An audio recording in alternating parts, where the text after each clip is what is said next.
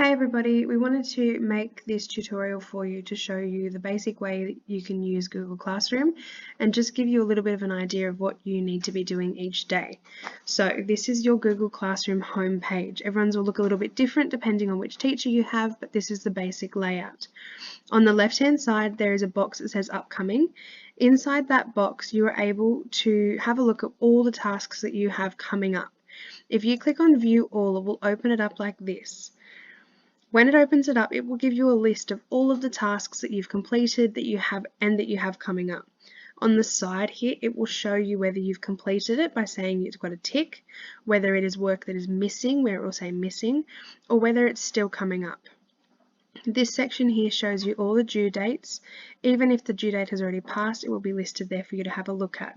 On the left hand side here, you can filter this page. So if you just want to see the work that you're missing, you can click on missing, and only the work that you're missing will come up, and you'll be able to make sure that you can get those handed in. To go back to your home page, you'll click this back arrow and then you'll click on your class name up the top here that will take you back to this home page. This home page is called the stream, and this is where your teacher will post all the work coming up each day.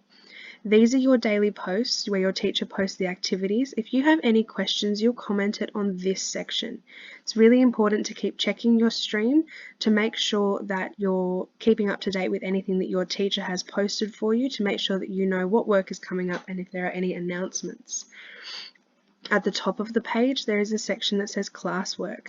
If you click on that, it will take you to that home page to show you all the tasks you have coming up.